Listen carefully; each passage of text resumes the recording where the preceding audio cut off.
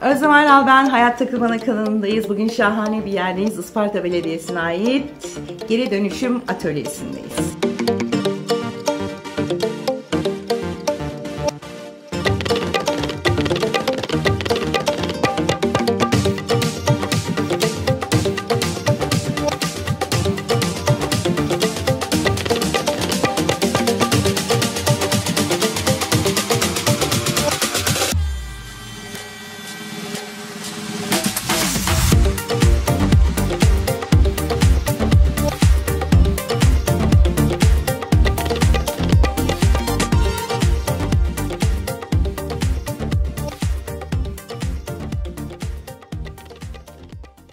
Çok güzel bir projenin içindeyim. Isparta Belediyesi'ne ait Geri Dönüşüm Atölyesi'ndeyiz.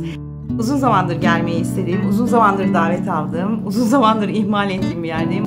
Muazzam güzel bir proje. Bir kere geleceğe dair hayaller kurarken gelecekteki nesillere daha iyi bir doğa, daha temiz bir çevre bırakabilmek adına da bu projeye desteklenmesi gereken çok önemli projelerden bir tanesi.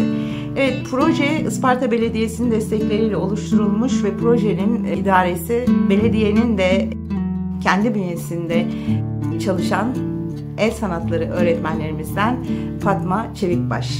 Evet, bir hanımefendi bu projenin başında. Biraz sonra kendisiyle sizi buluşturacağım.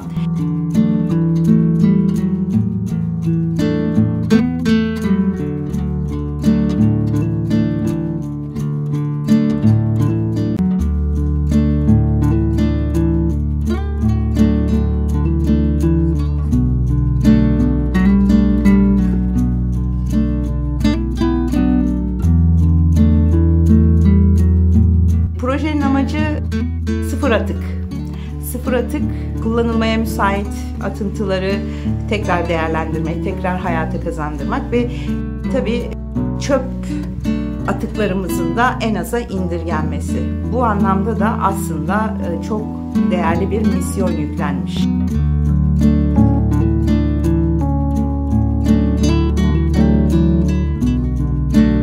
Dünya Çevre Günü etkinliklerinde açılışı yapılmış ve o günden bugüne gerçekten de birçok eşya şahane bir hale getirilmiş. 4 odada çalışmalar devam ediyor. Odalardan bir tanesi atölye, bir tanesi tamamen geri dönüşüme ait, bir tanesi de zamanda yolculuk yapabileceğiniz, sizi geçmişe götürebilecek nefis bir oda.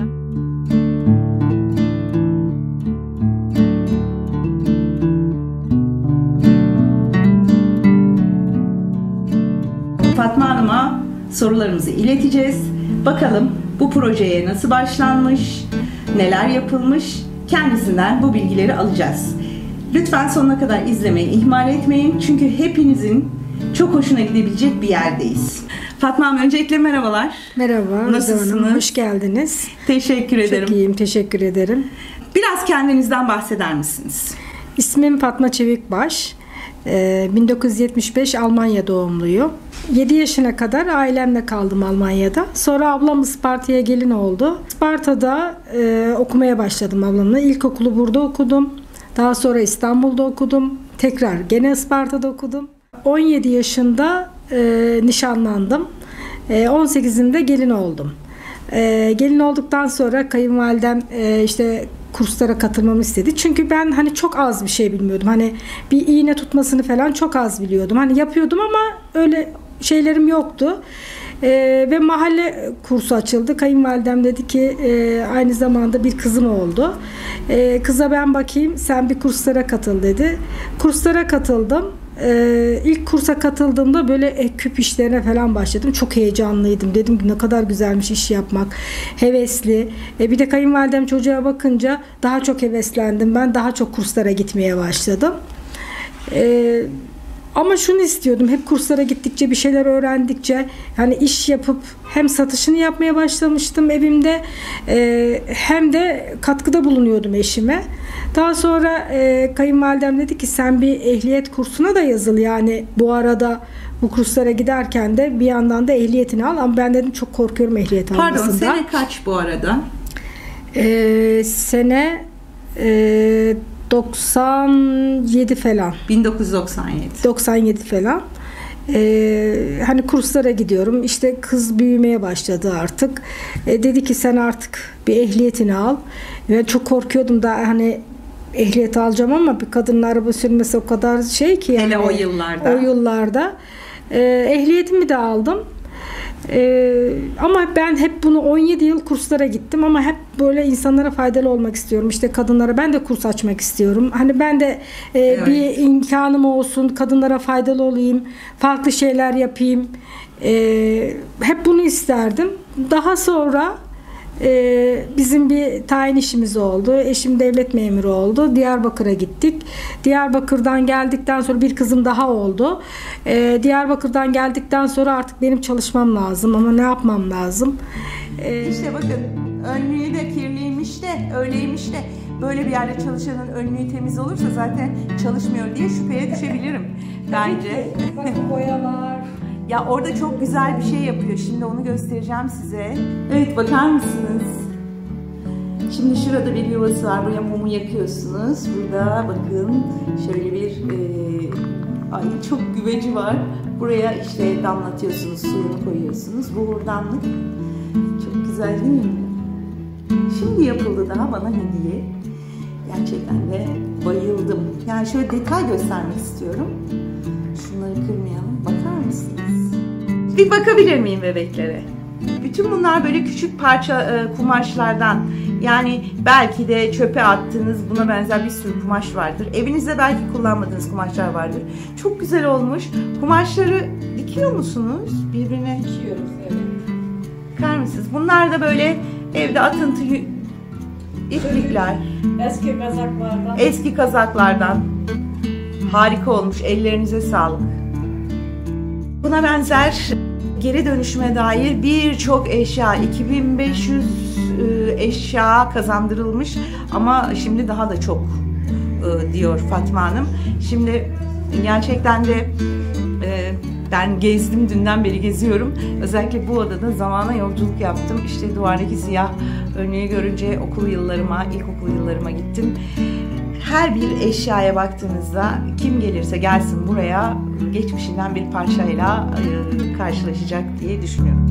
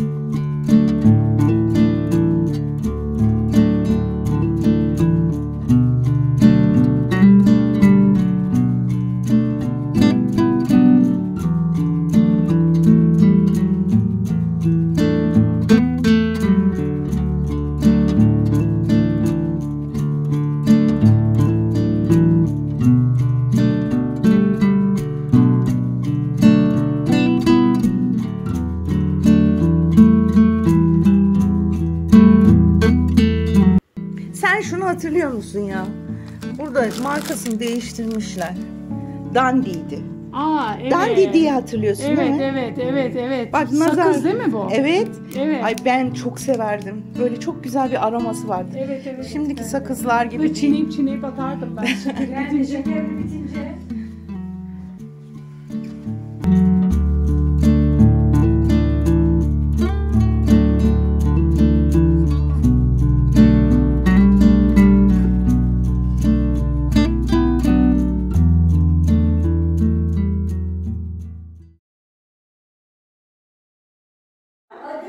Almanya'dan gelmiş bir aile, gurbetçi aile, eski fotoğrafçıyla, hani fotoğrafçılık böyleydi ya.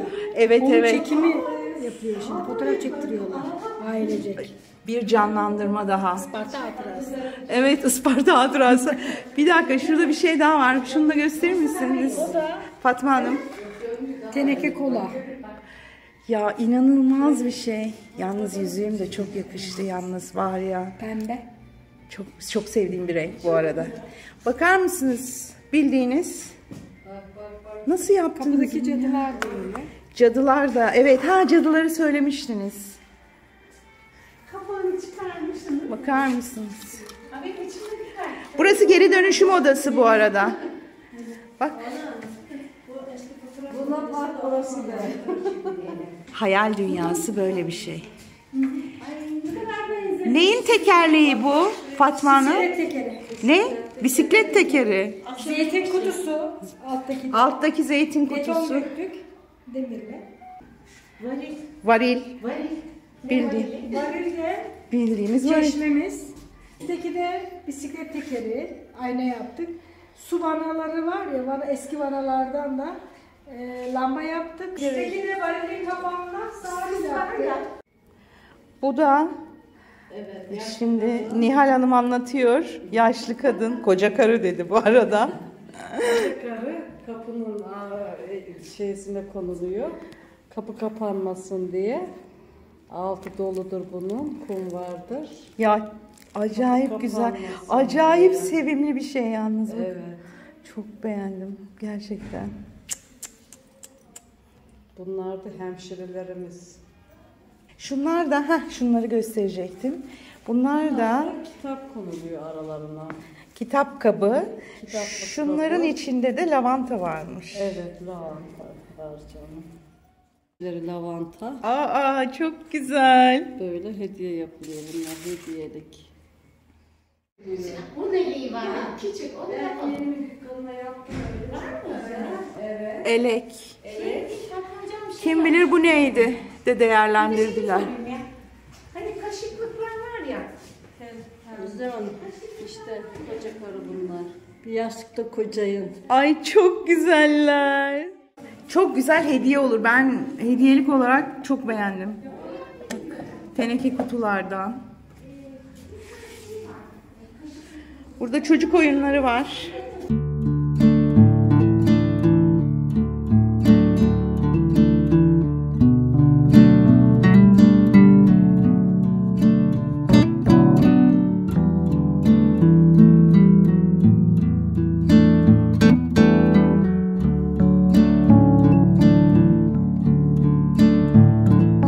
Küçük ipler kalıyor ya, dikiş ipi. Aklınıza ne geliyorsa bütün, yani penyenizden kesik şunun ipidir mesela. Her şey var içinde. Çöp iş. Evet, bu kumaş üstüne bunu döşüyoruz telanın üstüne. Kumaş, tela. Sonra üstüne de bu çiçek tülleri var ya, tülleri koyup Ay, ütü inanılmaz, basıyoruz. Bu inanılmaz. kumaş haline getiriliyor. Bunun yeleği var bende. Çok ilginç gerçekten. Şu kumaşa bakar mısınız? Yani Küçük sizin kalıntı çöp dediğiniz, kalıntı dediğiniz atıntılardan böyle güzel bir bebek Tabii çıkmış. ki dikiş iplerinden incecik kaldı mesela, hemen üzerine Çok güzel. Bir de çok tatlı. Saçları da Yani- sökülmüş kazaklarından yapılmış saçlar. Harikasınız ya. Fatma Hanım dedi ki yani beyefendiler alınmasınlar, bozulmasınlar ama damadı çok sinirle yapmış. Çok belli değil mi? Şu bakışlara bak. Bu da çocuk gelin, ağlamaklı.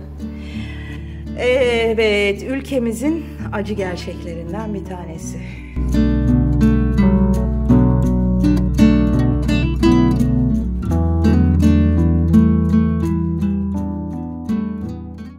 Güneykent, Gönen Güneykent'e Fahrettin Başkan o zaman belediye başkanıydı orada. Dediler ki siz oraya kurs açabilirsiniz ama Bir benim... saniye, sözünüzü balla keseyim. Güneykent'te mi başladı? Ama ben hani bu işi seviyordum ama korkuyordum ama kendi bu el işlerimle yaptığım ürünleri, onun kursunu açmak istiyorum. Yani benim hayalim oydu. Peki Güneykent'te mesela o başlangıcı yapmadan önce herhalde size demediler gel burada öğretmenlik yap demediler Yok. değil mi? Birkaç yere başvuru yaptım. Çünkü ben ortaokul mezunuydum. Yani okumadım ben. Bizde şey derler, alaylı. Yani ben alaylıyım. Ama hani oraya başvuru yapıyorum, işte olacak diyorlar ama hani şey dediler, işte lise mezunu olsan olur, ustalığın yok, şu yok, bu yok, ama ben çok üzülüyordum. İşte burası çok önemli. Ve bir gün bir toplantıda dediler ki Ankara Nallıhan'dan bir ekip gelmiş. Dediler ki senin yaptığın ürünleri bir slide şeklinde hazırla ve bu otelde bir toplantı yapılacak. İşte oraya belediye başkanı Fahrettin Gözgün de gelecek falan dediklerinde, çünkü ben Gönen olsun falan dediğimde tabii ki dedim. İlk önce hani Fahrettin Başkan ilk tanıştığımızda çok ılımlı olmadı. Şu anda Isparta Belediye Başkan Yardımcısı.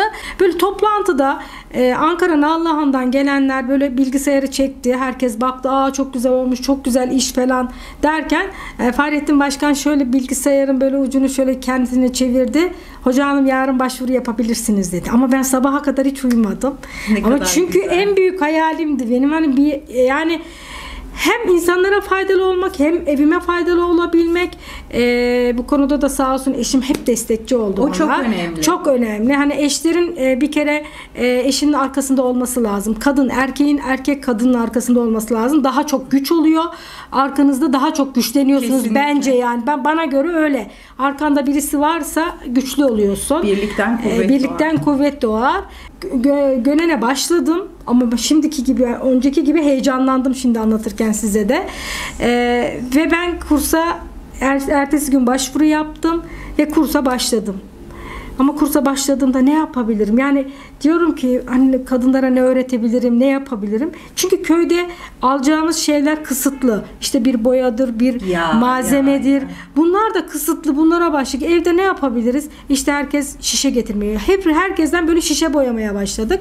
Şişe boyamaya başladıktan sonra bir sene geçti. Güzel gidiyor. Geri dönüşüme biraz başlıyoruz. Şöyle bir şey var. İmkanları kısıtlı insanlarla ve hanımlarla bu projenin aslında başlama noktasında startı vermeniz. Yani düşünün ki alışveriş yapılacak yer yok. Hanımların zaten belli bir standardı var. İmkanlarınız kısıtlı. Ve orada ne yaptınız? Ya benim kursiyerlerimden bazıları engelliydi. Ve evinden hiç çıkmamış bayanlar. Biz onları evden çıkardık. Dedik ki artık hani kızlarımız vardı engelli. Artık onlar evlerinde durmasın. Atölyemize gelsinler. Hem sosyal faaliyet olsun hem kendilerini. Yani artık eve kapanmayı değil. Hani çıksınlar, onlar da bir özgüven olsun. Böyle başladık biz. Daha sonra Fahrettin Başkan İstanbul'dan Havva Külünk, Yeni Dünya İş Kadınları Başkanı gelmiş bir gün. İşte Fatma Hocam dedi, hazırlanın dedi, misafirimiz var dedi. Ve geldi. Bizi orada görünce, çünkü iğne oyası kursu var, ayrıyeten atölyede halı atölyesi hepsinde var. Siz mi varsınız? Yok, başka arkadaşlarımız var. Ama bizim de geri dönüşüm atölyemiz var. Havva Hanım geldi, bütün ürünlere baktı. Bütün ürünleri çok beğendi. Dedi ki yani bu yerde, bir beldede yani çok güzel işler oluyor. Bayanlara baktı. Gerçekten onlar da güzel şeyler yapıyor. Dedi ki hocam dedi, ben size dedi malzeme göndereceğim dedi. Çünkü elimizde malzemeler gelecek. Kadınlar daha çok güzel işler yapacak. Ya sağ olsun, iyi ki tanışmışım onunla da. Bize bir kamyon dolusu, yani bir kamyon ya, İstanbul'dan Güneykent'e düşünsenize, bir şoförle birisi geliyor. Yani orada neler aklınıza gelmeyecek şeyler var. Halı tezgahından tutun, halı ipinden tutun, malzemelerinden iğne oyası malzemeleri, iğne oyası aparatları, yani o Ankara Nallıhan'daki ipler diyeyim size, afişler yaptırmış Havva Hanım. İşte bu geri dönüşüm atölyesi afişi boyalarıyla birlikte. O zaman tam bu noktada Havva Hanım'a bir teşekkür ederim. Kesinlikle iyi ki var. Biz 10 yıldır onunla beraberiz. Hala da görüşüyoruz. Çünkü daha sonra size onu da anlatayım. Yani gittikçe ilerliyoruz. Dedik ki Havva bir gün, abla biz 20 tane iş kadınları onlar İstanbul'da. Dedik ki abla sen bizim proje hocamız olur musun? Biz seni şehirlere göndersek. Eline dikiş makineni al. Ama hani şehir dolansan dedi. Dedim ki olur. Çok da güzel Yani olur. çok da güzel olur. En çok sevdiğim şey hem şehirleri görmek hem kadınlara dokunabilmek. Çok güzel, gerçekten. Ve başladık böyle. Havva diyordu ki abla işte biletini alındı, Urfa'ya gideceksin. Abla işte Denizli işitme engelliler var. Denizli işitme engellilere 10 tane işitme engelli bayanlara onlara göre ürünleri gösterdik. Onların satışlarını hem bize malzeme gönderiyor hem de onların bitiminde satışlarını yapıyor. Mesela 1000 tane bebek mi yaptık? 1000 tane bebeği onlar kendileri alıyor, iş kadınları. Çok güzel. Şimdi burada bir es diyelim. Ara verelim.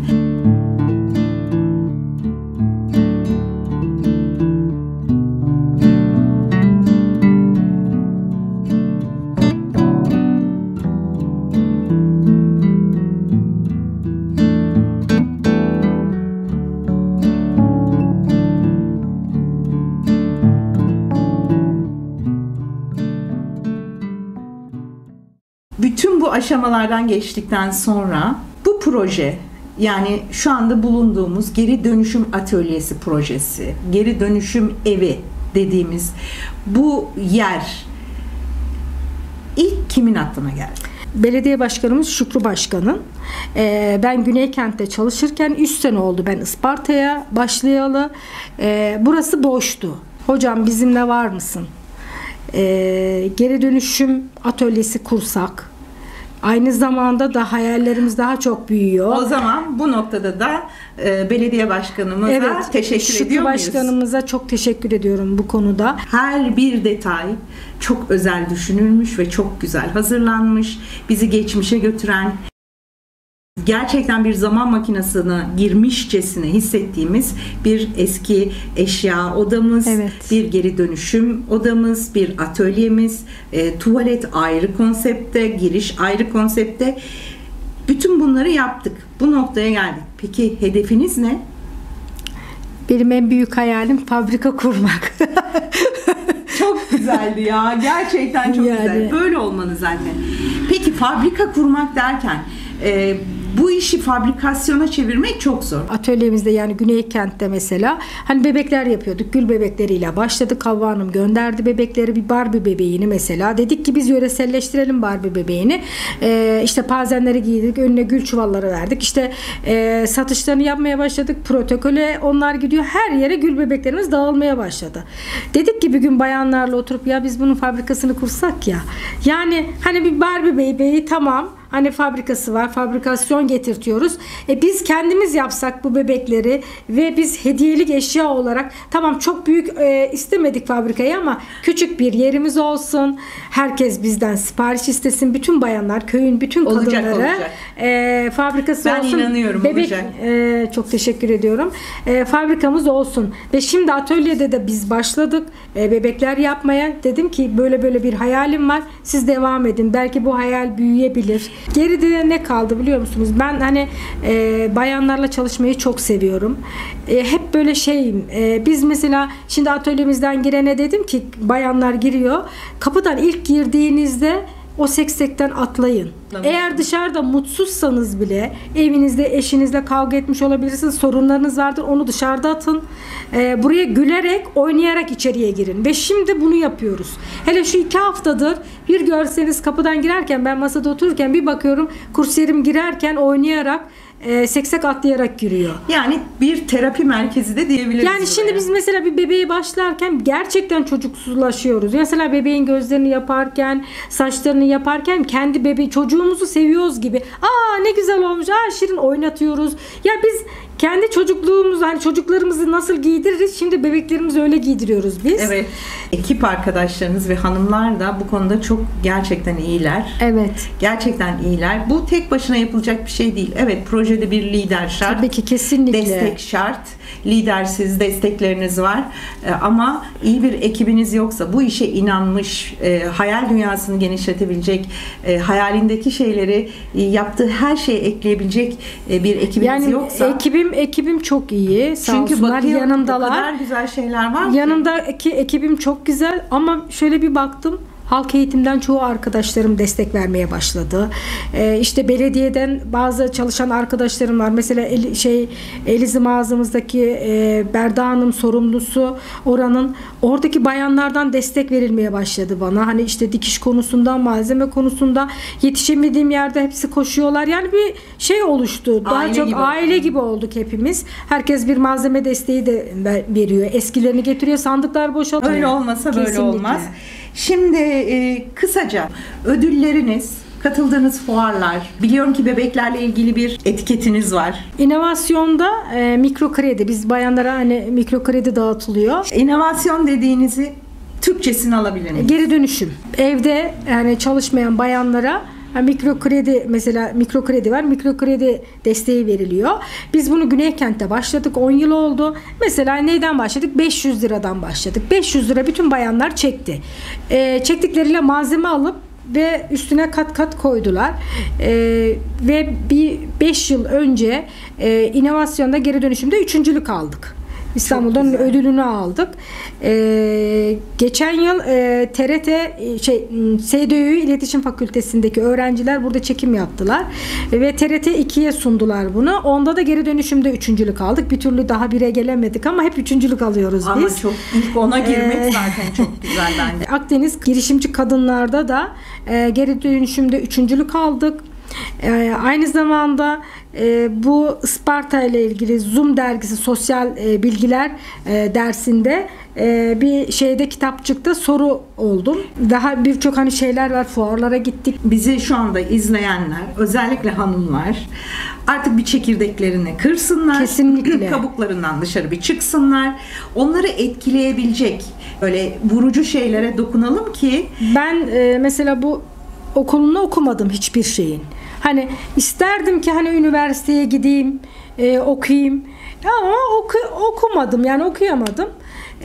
Ama o kadar mutluyum ki hayalimi hep gerçekleştirdim. Şimdi sağ olsun Şükrü Başkanımız da bu özellikle bu geri dönüşüm otobüsü çok güzel oldu. Evet, şimdi geri dönüşüm otobüsü dediğimiz eskiden neydi? Eskiden atıl durumda bir cenaze yıkama aracıydı. Atıl durumda.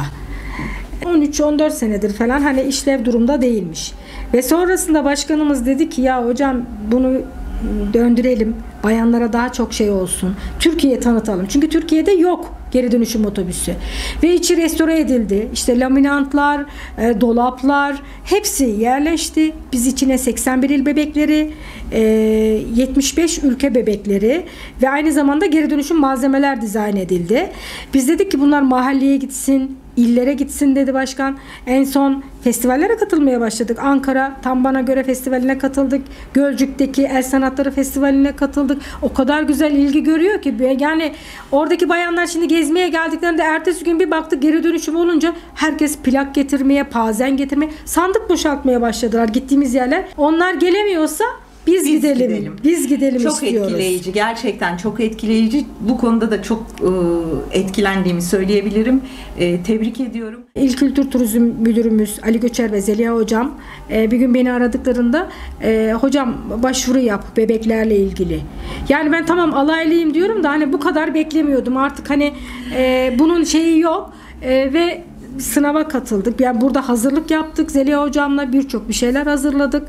Ve bebeklerle dediler ki sınavı kazandın. Hani ilk şeyi geçmişim aşamayı. İşte 5 tane ürünle gideceksiniz dediler. Allah'ım ben çok heyecanlıyım. Hani çocuklara bazen hak veriyorum. Üniversite sınavlarına girdiğinde ne kadar zor. O şeyi ben de yaşadım. Ve sınava gittim. 5 tane ürünle katıldım.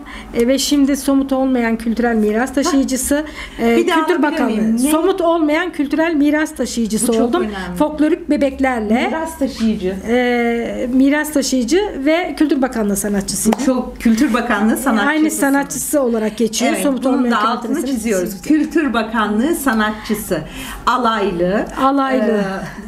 Bu konuda bir eğitim almamış ama hayallerinden hiç vazgeçmemiş. Aynen.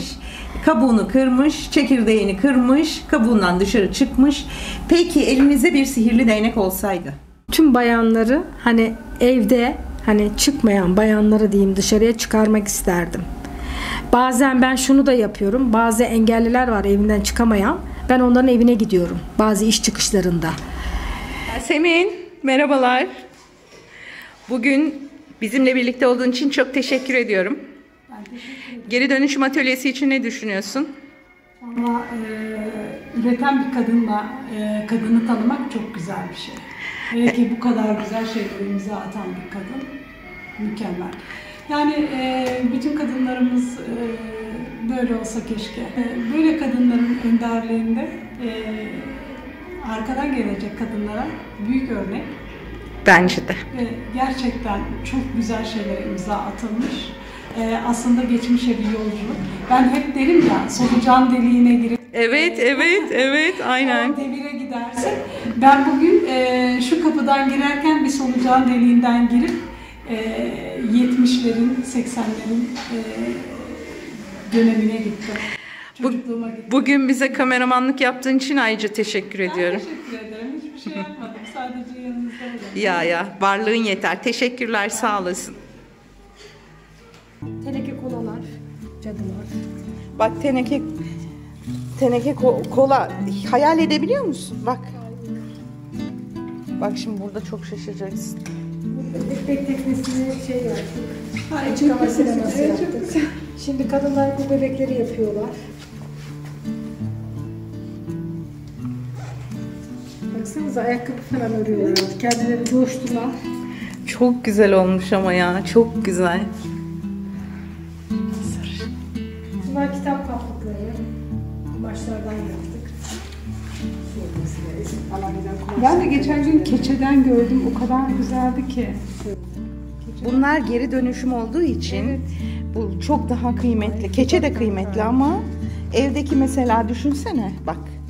Evdeki kanaviçe kalanları kullanıyorsun. Bu direksiyondu, direksiyonu sehpa yaptık. Bunlarla yaşlarımız kapı stoperlerimiz, kapı çarpılmasın diye. Uğrasın evet Gitar ya. kutularımız, kırık gitardan sehpa yaptık. Kalan giden hani danteller sandıktan çıkarttık, duvara böyle hani süs gibi yaptık. Bunlar da kapı stoperlerimiz, palyonçalar, cadılar. Çok tatlı. Bu da çoraptan. Ben sapan taşıyla çok oynardım çocukken de. Evet. Sapan taşlı yaptık gençliği. Bu adrenalin yaptık. Kırık bir gitara Barış Manço yaptık. 7 bölge kadın başlıkları. Bu valizden koltuk oturabilirsiniz. Tekerden sehpa yaptık.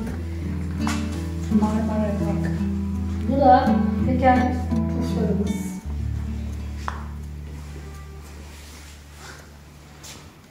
Çok güzel ya. Şu varilden kiretten koltuğumuz üçlüsü bu. Dışarıdaki tekli üçlüsü. Bu çamaşır makinesi kapağı sehpası. Bunun otobüsümüzde de tablosu var. Çamaşır. Görmediniz mi siz? Gördüm de ne olduğunu konuşmamıştık.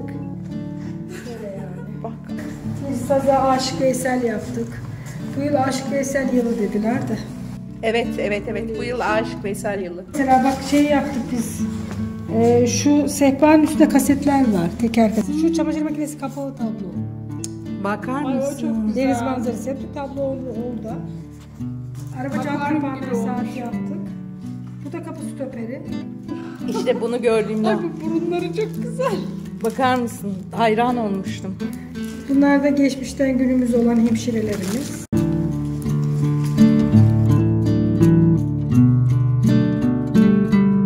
Bu çöp iş. Kazaklardan söktüğümüz saç. Tam bir geri dönüşüm. Çok güzel. Elbisenin modeli de çok güzel. Şu Barış Manço'yu gördün mü? Sınava gördüm bununla. O zaman çok beğendiler. Çok güzel. Şu da eskiden evine bir yaptık. Bu da çift taraflı bebeğimiz. Şöyle çeviriyoruz. Ele denizaltı kirliliğini anlatıyor. Bu da varile sehpa yaptık. Bak. Şu çocukluk oyunlarımız var. Bunu alayım ben bir dakika. Çocuk oyunları var bak burada. Bizim çocukluk oyunlarımız bütün. Şu tenekeler de bizim bezelye. Tenekelere baktım. Bahçe için falan. Güzel bir şey ki şu teneke. Çiçek koyabilirsiniz içine. Sen şu anahtarlığı gördün mü? Ay, evet.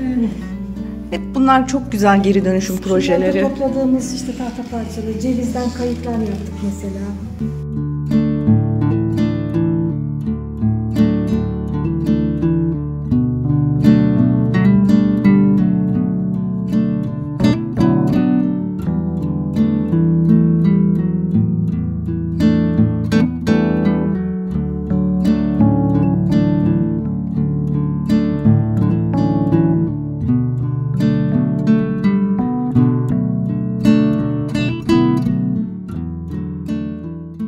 Yani düşün ki şu arası Evet. ve Okuduğum her kitabı. şunun içinde lavanta var. Yani hem kitap okuyorsun hem dinleniyorsun. Hani şey verin mesela benim her bir yerde bir tane hediyem mutlaka vardır. Nerede olursa olsun. İmza ya. İmzadır yani. İmza. Şurada teneke bakın zeytin kutuları var ya. Teşekkür ederim ya. Çok sağ olun. Ya bakabilir miyim? Bakabilir miyim? Evet. Çok Bazen şeyler oluyor. yani Fatma Hanım gerçekten son zamanlarda tanıdığım hayalimdeki kadınsınız. Öyle söyleyeyim. Çok teşekkür ederim. Şimdi burayı merak edenler mutlaka olmuştur. Burası nerede? Nasıl gelebiliriz? Bu birinci sorum. Peki biz burada bu işi öğrenebilir miyiz? Bu ikinci sorum. Peki biz bu işi ticarete dökebilir miyiz? Yerimiz Bahçeli Evler Sağlık Ocağı üst katındayız Isparta. biz. Isparta. Bahçeli Evler Mahallesi'nde Sağlık Ocağı üstündeyiz biz. Peki size sosyal medyadan ulaşmak isteyenler hesabınızı alalım. Fatma Çevikbaş Instagram ve Facebook adresim. Biz şimdi atölyemizdeki ürünlerimizin satışlarını yapıyoruz. Başladık. Onlar çünkü bayanların hepsi bebek yapıyorlar şu anda. Çünkü en çok ilgilerini çeken bebekler oldu. Hem geri dönüşüm malzemeleri de getirmeye başladılar, yapmaya başladılar. Zaten bebeklerimiz de bizim geri dönüşümden yapılıyor. Yani siz burada hanımlara bu işi öğretiyor musunuz? Evet, öğretiyorum. Öğretiyorsunuz. Peki burada yaptıklarını satabiliyorlar mı? Evet, başladık biz satışlarına. Başladınız. Bunun geliri kendilerine mi geliyor? Evet, bayanlarımıza geliyor gelirleri. Evet. Peki bu kursla alakalı ya da burada öğrenmek için canları istediği zaman mı geliyorlar? Kesinlikle gelebilirler. Mesela ben haftada kurs açtım 2 gün ama bir bakıyorum ki Kurs artık günlerinizi Perşembe, Cuma günleri benim kurs günlerim. Ama şöyle bir şey oldu. Ben kursu açtım ama Pazartesi, Salı, Çarşamba da dolmaya başladı. Yani normalde kursum olmadığı halde dışarıdan bana gelen da, insanlar var. Instagram'da Isparta'da hayat profilinde paylaştığım zaman çok soran oldu. Facebook'ta kendi profilimde paylaştığımda çok bana mesaj. Sizden bize de gelen çok oldu. Hala geliyorlar. Bu konuda size de çok teşekkür ediyorum. Rica ederim. Bize gerçekten çok herkes geliyor. Özlem Hanım gönderdi. Özlem Hanım'ın şeyle geldik. Çoğu da bilmiyormuş burayı. Bir kere sıfır atık projesi önümüzdeki yüzyıllar için, dünya sağlığı için ve çevre sağlığı için çok önemli. Aynen. Bununla alakalı bu projeyi geliştireceğinize inancım sonsuz. Çünkü bakın ne kadar az çöp, o kadar sağlıklı hayat. Aynen. Az çöp. Evimizde, kıyıda, köşede sakladığımız, atamadığımız ya da çöp olarak düşündüğümüz araba lastiklerinden tutun da bir sürü, yani o kadar değerli bir proje ki ileriye dönük eğer bu işte hakikaten atıkları azaltabilirsek çevreyi de korumuş, çevre sağlığına da bir ekstra yardım etmiş olacağız. Bu birincisi. İkincisi, insanın hayal dünyası ne kadar genişse hayata bakışı da o kadar renkli. Aynen. Ve hayata bakışınız ne kadar renkliyse siz o kadar sağlıklısınız. Ya, Burada insanların terapi görmesini sağlıyorsunuz bir. İkincisi, hayal dünyaları için özellikle çocuklarımızın hayal dünyası. Çünkü benim çocukluğumda annem eski çoraplardan bebek yapardı. Evet. Aslında Yani. bizim hayal dünyamızın bu kadar geniş olmasının sebebi de onların yaptıkları. Aynen. Şimdiki çocukların da hayal dünyasının kısır olmasının sebebi de ne yazık ki bunlardan uzak olmaları. O kadar güzel bir projeye imza atmışsınız ki umuyorum ve diliyorum ki yolunuzda en ufak bir çakıl taşı bile olmasın. Böyle İnşallah, aksın gitsin. inşallah. Hiç vazgeçmeyin. Sizi tanımak çok güzeldi. Ben de sizi tanıdığım için çok teşekkür ederim. gerçekten. Çok mutlu oldum yani. Her şey için çok teşekkür ediyorum. Burada bizi ağırladınız, kahveleri içtik, çayları içtik. Defalarca geldim, her gezdiğimde farklı detaylar gördüm. Ben kaç kere geldim buraya, bunu görmemişim. Çok teşekkür ediyorum Fatma Hanım. Ben teşekkür ederim. Bizi çok sağ ağırladığınız olun. için, bu projeye liderlik ettiğiniz için ve tabii ki Isparta Belediyesi'ne çok teşekkür ediyoruz. Böyle bir projede ilham kaynağı oldukları için ve destekledikleri için Sayın Belediye Başkanımız Şükrü Çok teşekkür Başdeğirmen'e, ederiz. Başkan Yardımcımız Fahrettin Bey'e ve tabii ki diğer tüm destekleyen her kim varsa İsimleri unutabiliriz ama onlar kendilerini biliyorlar. Onlar zaten kahramanlar. İlla isimlerinin de söylenmesine gerek yok. Evet. Sizi bir konakta görmeyi hayal ediyorum. Buradan da duyuruyorum. Bu projenin daha önünün açılması için, evet bu daire çok güzel ama eski bir tarihi konağa çok yakışır. Yani cuk diye oturur diye düşünüyorum. Bu da benden olsun. Teşekkürler. Ben teşekkür ederim. Çok sağ olun. Görüşmek üzere. Kendinize çok iyi bakın. Sağ olun.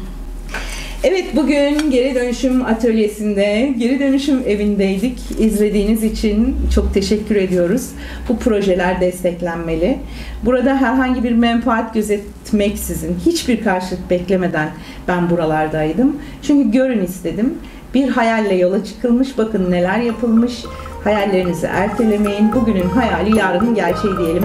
Hoş kalın, hoşça kalın ve sevgiyle kalın. Görüşürüz. Her şey için teşekkürler.